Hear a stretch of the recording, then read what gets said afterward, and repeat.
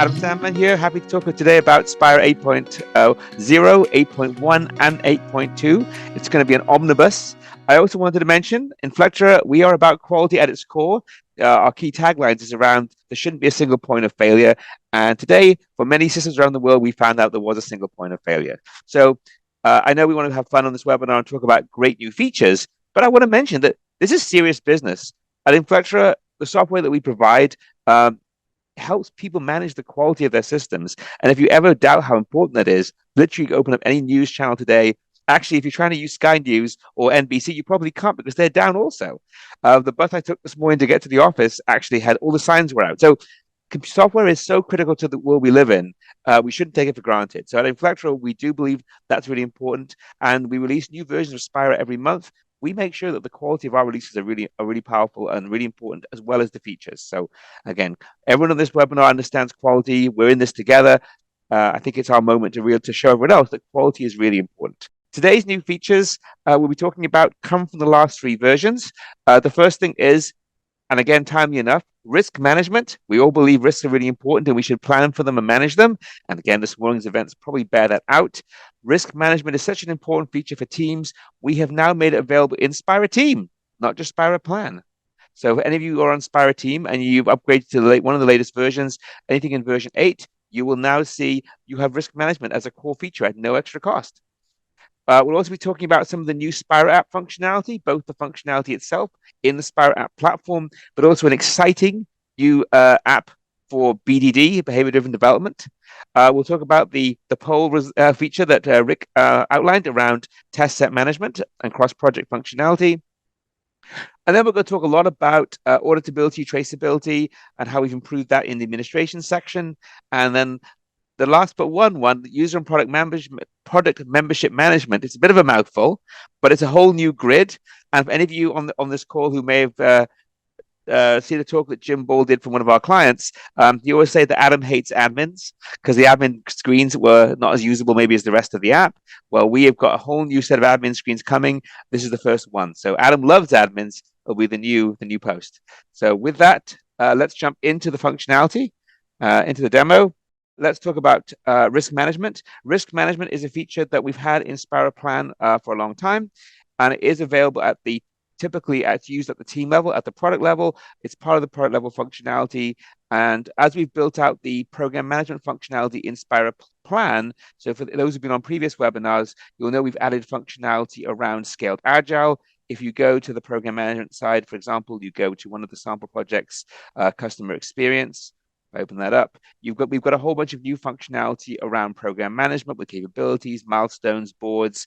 I previewed some of that in a previous webinar, but as a result of releasing all that functionality, we felt it was now time to give Spira Team some love, and we've actually now made risk management available inside of Spira Team and Spira Plan. So again, new functionality, just upgrade to version 8, 8.1 or 8.2. If you're on Spira Team, you will get risk management. Now, if you want program and portfolio management, that, of course, is still in Spira Plan. So if you're looking for that functionality, you will need to upgrade to another tier. So that's a simple one, just new functionality. I'm not going to go through risk management because it is in previous webinars, but just to show you very quickly, it does let you manage risks, track them with a probability, with an impact. System will calculate an exposure score, and from there, you can then basically use that to find risk mitigations. Those risk mitigations, like these ones here, can then become tasks, and you can do all of your risk management in Spira, and those risks can then inform your testing and inform your requirements. And you can do risk-based testing with the ability to show which test cases reduce all your risks. If you want to learn more about risk-based testing or risk management, we do have other webinars and webinar recordings on that. So that's a feature that was previously only Spira Plan, now in Spira Team. Okay, so that's the first one. That was an easy one. Let's now talk about SpiraApps. Now, SpiraApps have been around for about a year. For those who are new, that's our plugin architecture. In Spira 8.0, which was out a few months ago, we've now opened up the Spira ecosystem to allow third-party development.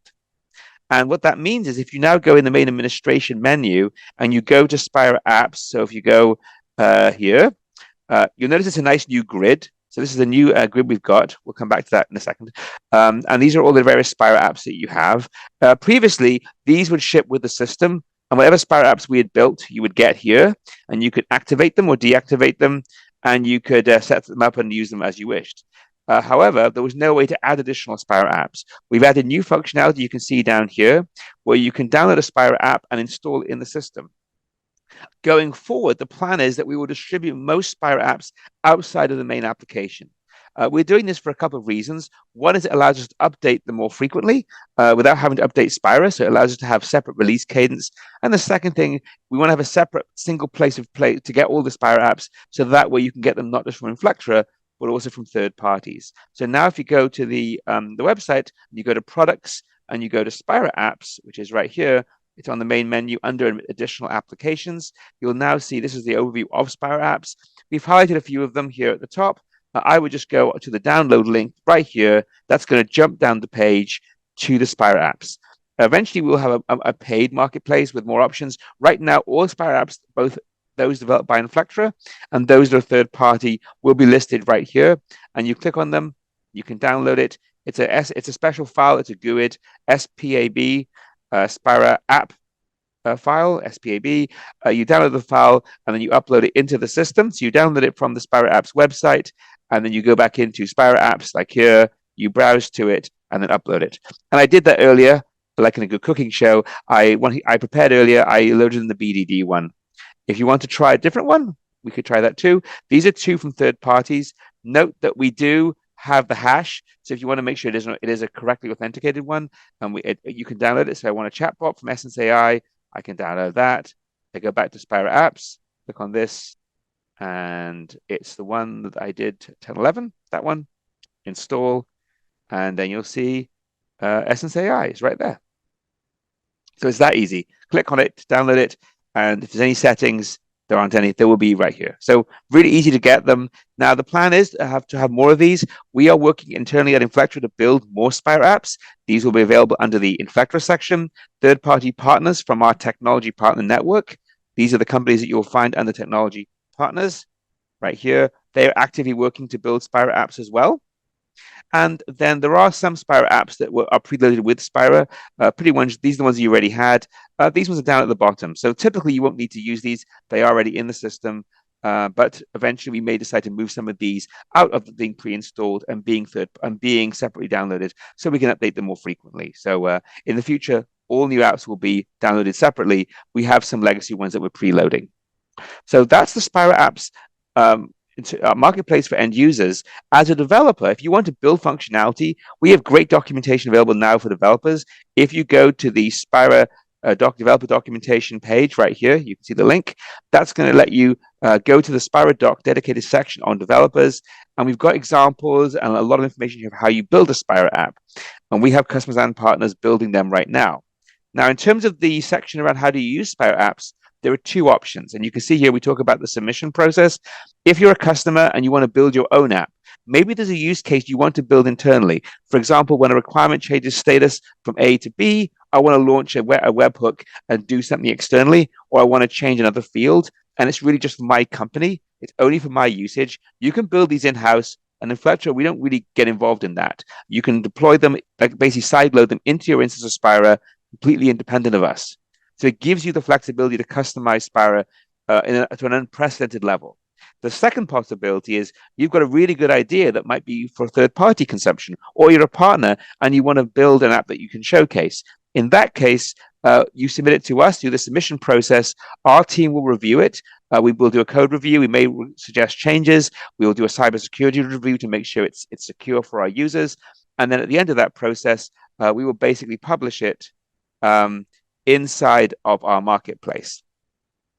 And it will appear right here as a third-party app. So again, just to recap, any Spira app can be written. If you want it to appear on the marketplace, we will have to review it. But if it's just something internal, we don't. So really great functionality there. If you've ever wanted Spira to work slightly differently, or you want to integrate an in-house app, it gives you the power now to do that. Now, we will have a separate webinar on how to be a developer and do development level things with SpiraApps. That's out of the scope for today. But just to say, we do have that documentation and we will do some webinars on that. Now, let's talk about one particular Spira app as well. That is the BDD Spira app. That was released very recently. So if we go back into Spira, I've already loaded it here. There really aren't any settings for this one. It's very basic in terms of the configuration. You just install it and pretty much you're good to go. But how does it work? Well, let's go into a sample requirement. And if we go into artifacts menu, I did one earlier, like a good cooking show, but let's do it again from scratch. So I'm going to create a new user story. So I'll create a new requirement, and I'm going to say sample story with scenario. Okay, and I'm going to change the type. I want, in this case, a type of requirement that has a scenario. So I'm actually going to make it a use case. I could add that to user story type as well. I need to make sure it has a scenario steps. That's the key piece. Hit enter. Okay, click on it. And a typical user story might be something. And the example of this is the BDD scenario I grabbed from the web. So if any of you are BDD aficionados, this is an example one. Scenario name, user successfully creates a LinkedIn account. Given John is on the LinkedIn registration page, when he enters all the required registration fields, then a LinkedIn account is created. So the user story portion would be more simple. It would be, as a, user of social media. Some people argue that LinkedIn is anti-social media, but that's another story for another day. As a user of social media, I want to be able to register for a LinkedIn account so that I can write interesting blog posts, So we'll save that. Now that's the user story. Now the scenario that would go with that in a BDD syntax would look something like this one here. I'm going to paste it in. Now the BDD SpiraApp is installed and it's running on this project already. So I did that ahead of time. Hit save. And look, it's been magically syntax highlighted. Look at that. It changed the color of the scenario and added the given when then. And if I do a second step, and I'm going to take this one and I'm going to slightly change it. This is let's say the unsuccessful case. Successful user unsuccessfully creates an account due to lack of information. Given John is on the LinkedIn registration page, when he enters some, but not all of the required registration fields, then a LinkedIn account is not created and the missing fields are highlighted, for example. We'll save that. Now that's syntax highlighted too. So the great thing is it gives you the syntax highlighting. If you want to learn more about the SpiraApp and what words it supports, what languages, don't worry. You can go to the documentation for the SpiraApp. Just click on the link. It's right there. It's in SpiraDocs. It's also available inside SpiraApps in Spira, and this describes the functionality. What it does, it gives you the examples. It's got a screenshot similar to the one I did. You can see there's also some additional highlighting as well, and it talks about the different languages support. So we do have localized support for different versions of these languages. It also talks about some of the examples in here. So that's an example of highlighting the syntax, but that's not all it does. Wait, there's more, as they say. What if I want to use this in a Cucumber script, or I want to automate this in an automation script? It'd be really nice to get this into a feature file. So I have the option to go to the drop-down menu, export feature, one click, and then, as they say in Britain, Bob's your uncle. You go to Attachments tab and refresh, and there is a feature file. And that's what it looks like raw.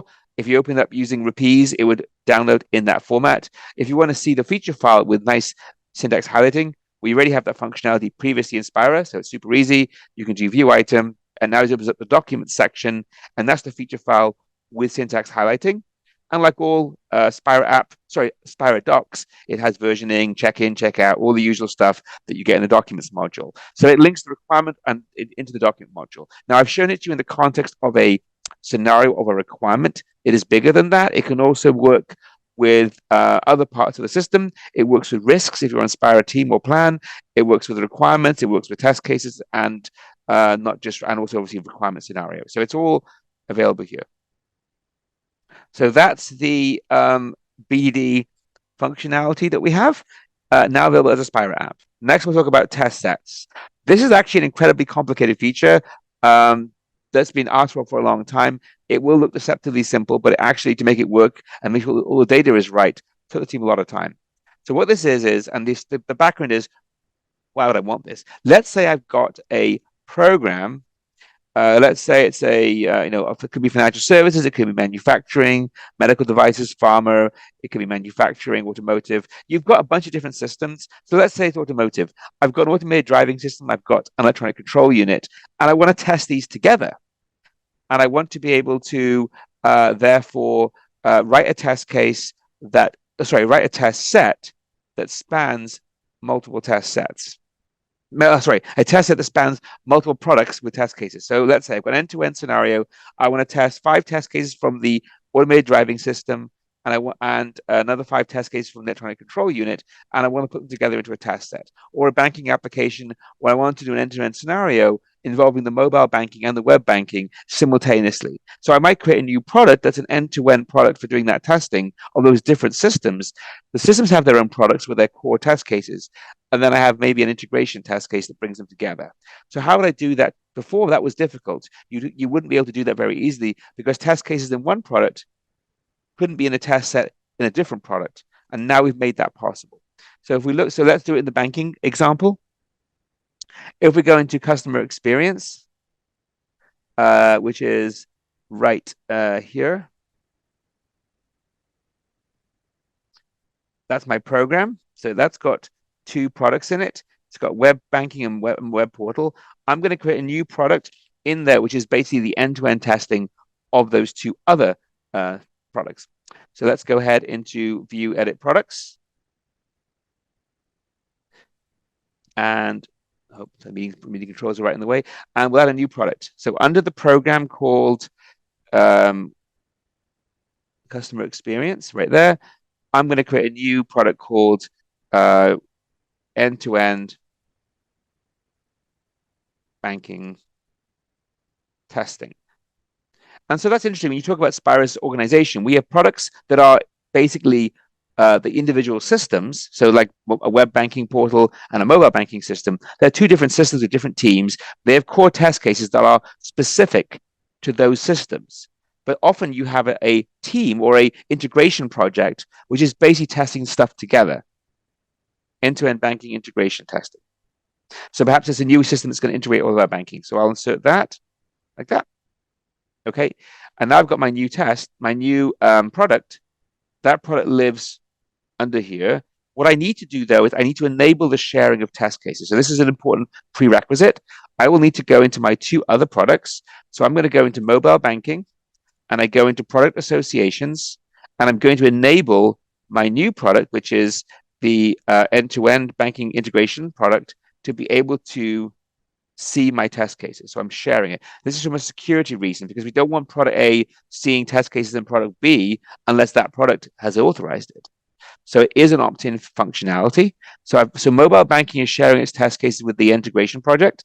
I'll do the same thing with web portal. I'll go in here and I'm going to share my my product test cases with the other product. So doing that the same thing again, go into end-to-end banking, and I share test cases. So both of my products are now sharing my test cases. Okay.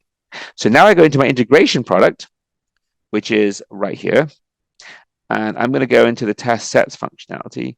And just for simplicity, I'm going to create a single test set, which will be integration testing of payments and like that. So, okay, let's go in there. I go into my test cases section, hit add. And previously, for those of you Spira before, there was a folder selector, and that was it. Now we've got a product selector. So I can now go into web banking, and we're talking about payments. So let me see if there's anything on payments. There isn't. Okay, I'll pretend there's something on payments.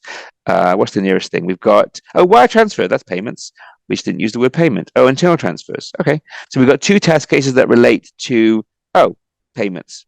Okay, perfect. So we'll add those. Okay. And now we're going to add from the other product. So we'll go to web. Was it home? Which did I do? I think I did web. Yeah, let's do, and see if there's anything on payments here. No, transfer.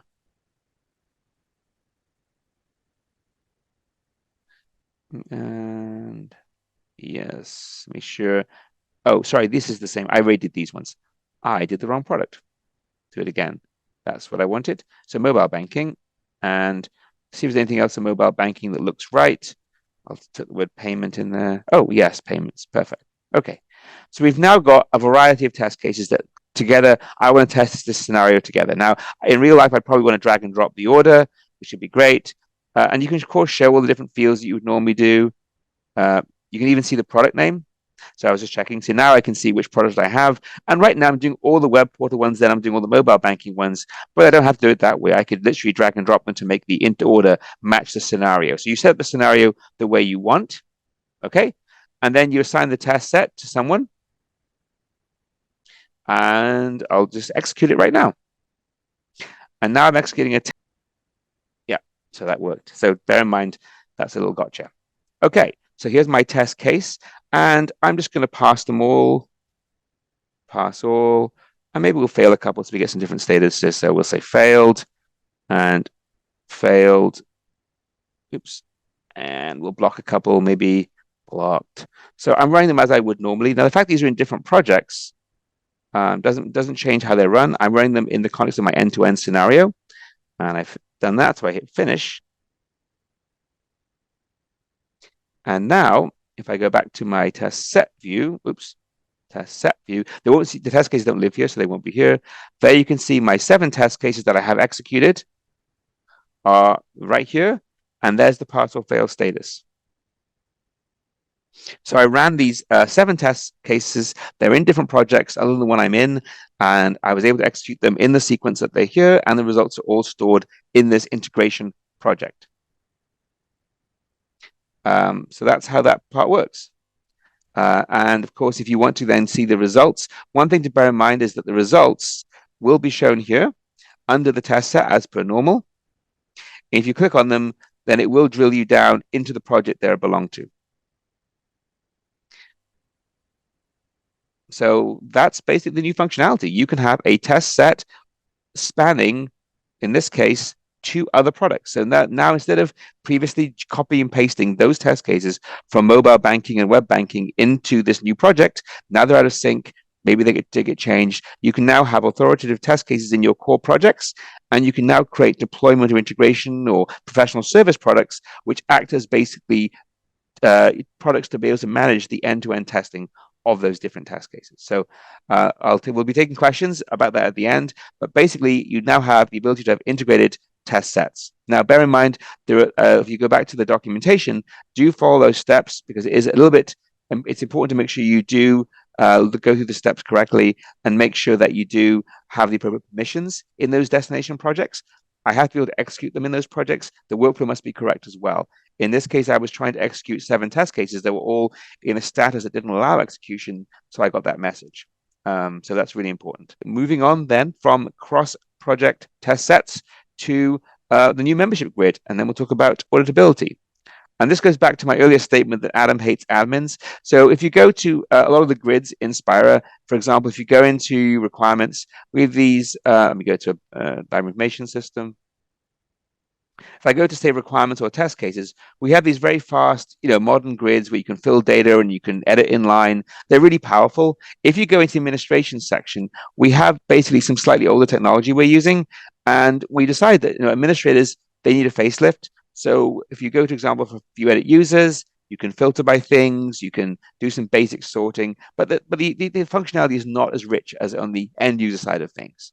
And so we're now working to implement a new set of grids across the entire administration experience. And eventually these new grids will actually migrate into the core application outside of administration.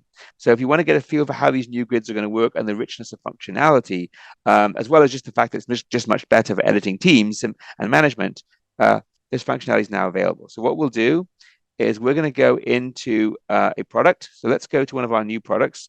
This is the end-to-end banking. And let's say I want to change who's a member of this project. Now, previously on the menu, you would have a product membership grid and a team membership grid, and it was 2 separate grids. They've now been integrated into a single grid. It's available here or here, and this is a new grid that we have. It's actually similar to the grid we have for SpiraApps. Now, on the surface of it, it looks like a grid. Okay, but what can it do? It can do a few things. So first of all, I want to add new people to this product, because it's only got 1 user, which is not very useful. So I want to add some people. And if I go back here, I want to add multiple people. Now, traditionally, I would have to add them one at a time. or I would have to choose the role drop down one at a time, and I couldn't filter it very easily. But now I can use this rich filtering. So I want to find everyone who's in QA, so department, and it's got rich filters like containing equals QA. I can apply, and this filter you can copy and paste that and you reuse that. So that's really good. So I want to take those two people, and maybe department equals or does not contain QA. So that will give us everyone. So that may be less useful. But maybe I want does contain software engineering. So you can filter in these as you wish. So you can make a rich query to get as much data as you want or as little data as you want. And then when you want to add people, you can check the boxes like this. And then you can do, now that you click this edit button, and then what you do is you can now choose the role, and I can choose the team. So I'll do this one manually by just choosing them. And you're thinking like, well, that's not much better than before. It's better, but not much better. But you can also say, I want to apply this to all. And now you've got a fill option. So now you can fill across multiple rows. That's really cool. And then when you hit save, there you go. All done.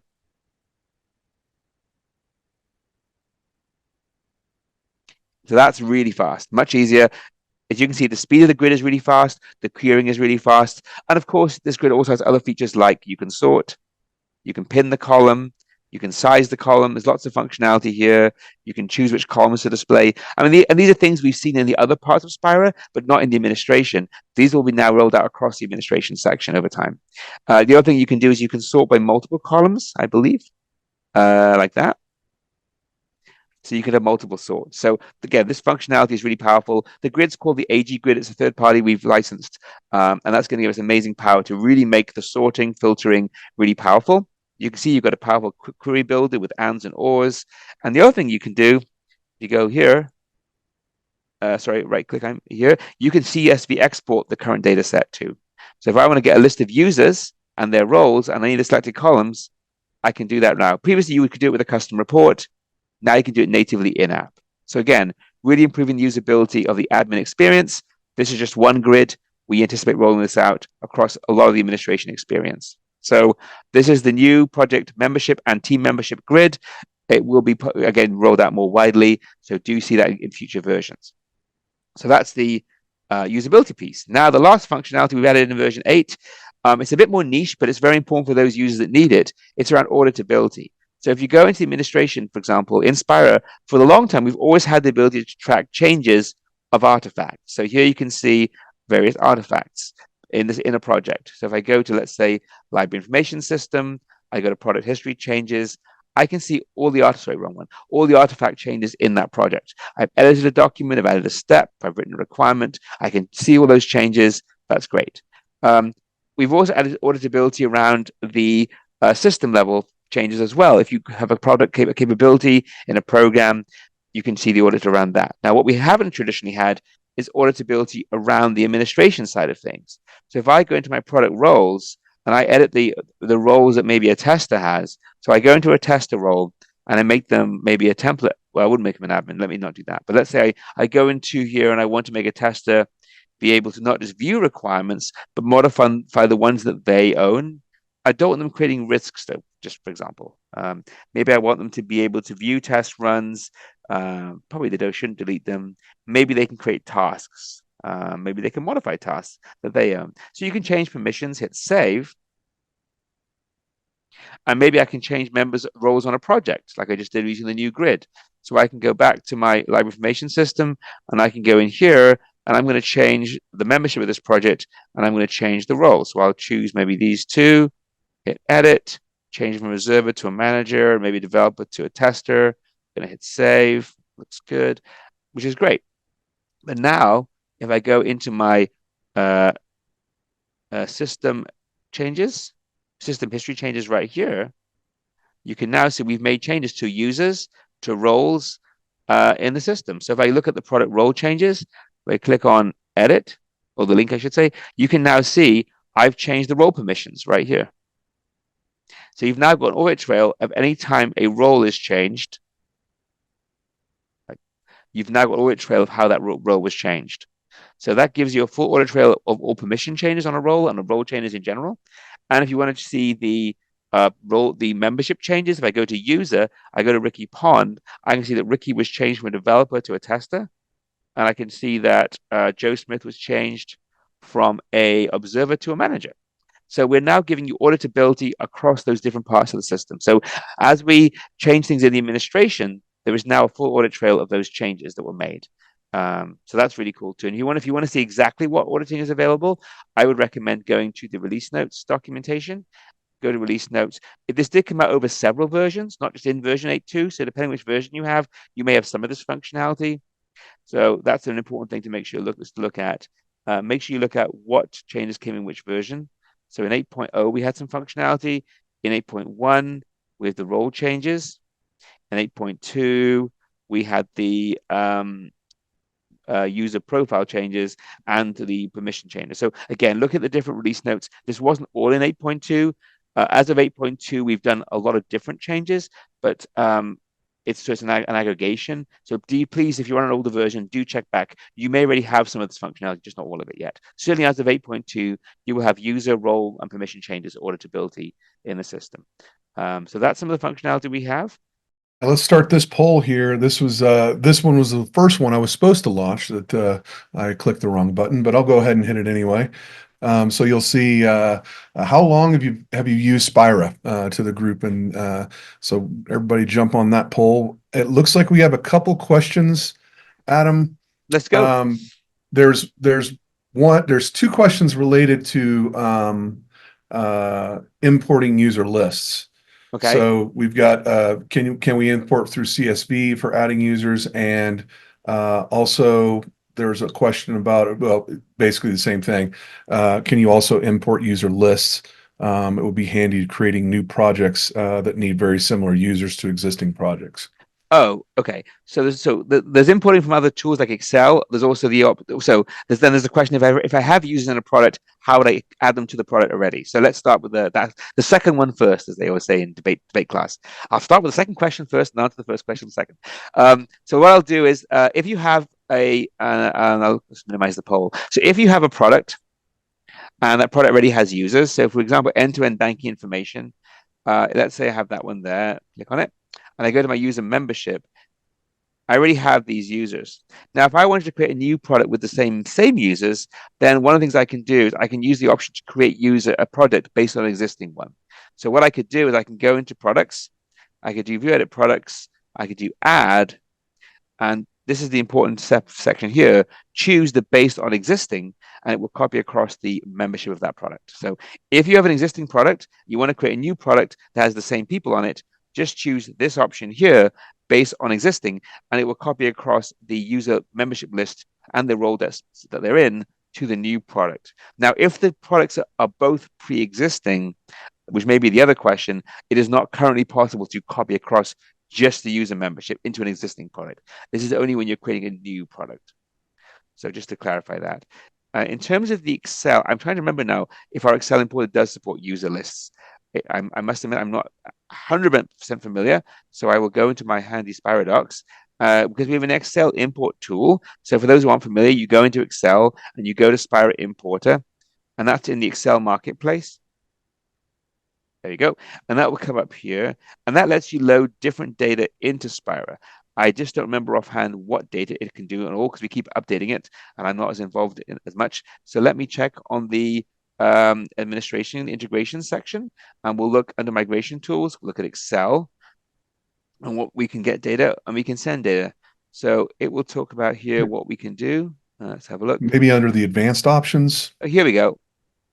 There we go. Requirements, releases, customers, and so on. So Excel users are listed. So what we could do is we can try it out very quickly. I won't do the whole thing, but I'll just show you how you would get to the user grid. So you go into Spira, you need to get your login and your URL and your API key. So I'm going to grab my URL. I'll put that in right here. Logged in as the administrator. And I need to make sure I've got an API key. I don't think I do, so I'm going to generate a new one. I'm going to hit save. Oh, I need to enable it too. So I've enabled API, hit save, grab my key, put that in, log in. And I want to send data to Spira. Oh, I want to choose advanced fields, send it to Spira, and I want to send, let's do that. And I thought there's a way to do users, but I may be, because it's not product specific. So I thought there was a way to do users, maybe there's not. Okay, we can do requirements, test cases, instance releases, and components. So maybe there's not a way to do users. So typically there is an API you can do to load data in. And I don't see where that one goes. So definitely you can do these things. I don't see. Oh, here we go. Users. Oh, credentials. So yeah, it does say you can do users. I must admit, I'm not familiar with that part of the Excel. So we can check up on that and post a link to the person who asked if we can email us. But you can definitely import the majority of data into the system. You choose the product, you choose the artifact, and it will load the data in. Oh, wait a second. Haha. Yes. Okay. There we go. See, user error. Add new users. So basically, you have to make sure you don't choose the product selection, choose the system admin template option underneath, and there you go. So that's how you would load users in. So we figured it out. So basically, you can load new users into Spira. You can also add new folders and new custom list values as well. So it's not just users. There are several features here. These are the non-product specific data sets. So that's an important thing. If you're going to send data at the product level, then it's this section up top. If you're going to be sending administration data, which is template level or system level, you need to use this lower bottom down here. And don't do what I do and click the top one. So there you go. So in general, and there are different boards in Spira. And I'll address what may be the question, but again, it's just a guess. If you go into the planning board is primarily a requirements board, and in the requirements board, you can also show incidents depending on what view you have. So if I have requirements, my planning board, if I show a requirement only field like I'm doing right now, the board's only going to show me requirement cards. If I was to change it from, for example, status, which is only requirement field, and I change it to say component, which instance and requirements both have, then I can show incidents in the same board. So that's how you can use and show incidents in a requirement Kanban board or board. If you want to plan incidents themselves, I would instead recommend going to tracking incidents and use the instance specific Kanban board, because then you can have incident statuses as the primary column. So I think that might be the question. I'm not sure, but certainly we can take that out. If they have more questions, they're welcome to contact us. But that is certainly, there are boards dedicated for each artifact, and there's also the planning board, which lets you have an integrated view where feasible. Thank you very much. Here's the poll, and we've got several people are power users. More than 50% of the folks on the phone are power users. And then there's a couple of people that are brand new to the product, less than 3 months. So cool. That's great. We've got a wide range of folks here. There's one more question here. It looks like, Adam, it says from Michael, it's been difficult to adjust users broadly across programs. Had to enter each user or each project had to be updated serially. Has that been addressed? So I think, again, I'll take a stab at that one. I believe if you have a program, let's say we go back to our example, which was the customer experience program. This program has products in it. Now, each of those products has its own users. And so if you want to have a user that's a member of the entire program, there is a way to do it, but that means they'll be read-only unless you give them specific. So what I mean by that is, suppose I want to make a user a program level user, then they will have read-only access, view access to all the products in the program. I don't have to add them to individual products. So for example, let's say I go into customer experience and I then go into the programs.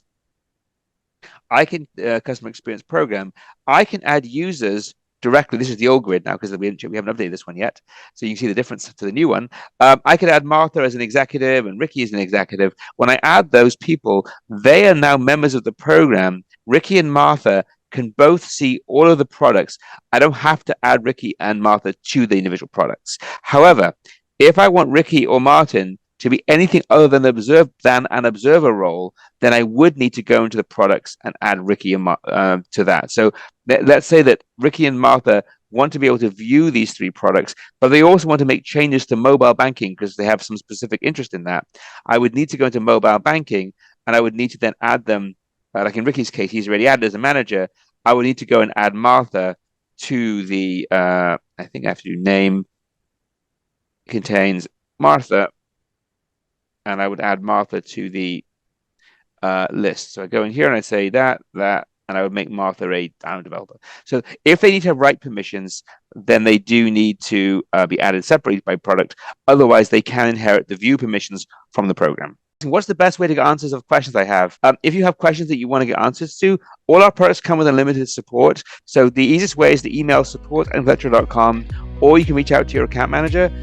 You will get emails for that, and if you're not sure your account manager is, you could actually just email sales or support at inflectra.com and say, who is my account manager, and they'll tell you, and you can email them too.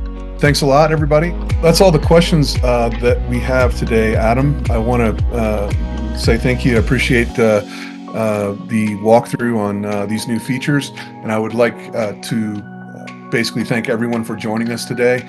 We're really excited about Spira 8. We've got some more stuff coming in the future that's going to be also new and exciting, and including more SpiraApps and those kind of things. So everybody, I appreciate you coming. Adam, thanks again. Have a wonderful day.